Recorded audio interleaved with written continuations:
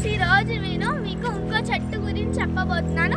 అది కూడా కళ్ళుకి పనికి వచ్చే చెట్టు. అదే రెడ్ వారి బాల చెట్టు. ఇక్కడ చూడవచ్చు, నాకు అసలు ఎక్కడా కనపడలేదు, ఇక్కడే కనపడ్డది.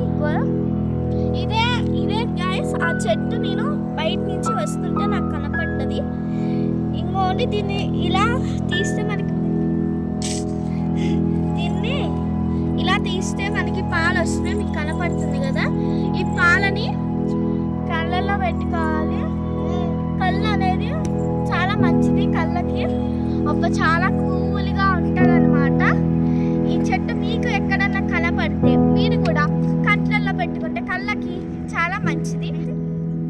ఇదైతే కళ్ళు వాళ్ళకి 11 రోజులు కంట్లో పెట్టుకుంటే కళ్ళు బాగా క్లీన్ అవుతాయి. అలానే కన్ను సమస్య ఉన్న వాళ్ళకి కూడా క్లియర్ అయిపోతాయి. ఎవరికైనా కన్ను సమస్యలు ఉంటే చూడవచ్చు. ఇది మాత్రం నేను పెట్టుకున్న చాలా చల్లగా ఉంది. కన్ను ఇంకోండి చాలా చల్లగా ఉందన్నమాట. అసలు ఇలా ఉంటుంది చెట్టు అనేది.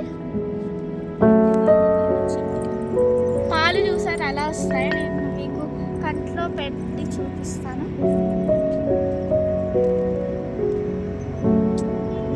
చాలా కూల్గా ఉంది. ఇలా 11 డేస్ అయితే పెట్టుకోండి. కళ్ళు సమస్యలు పోయి కళ్ళు మొత్తం డస్ట్ మొత్తం క్లీన్ అవుతుంది.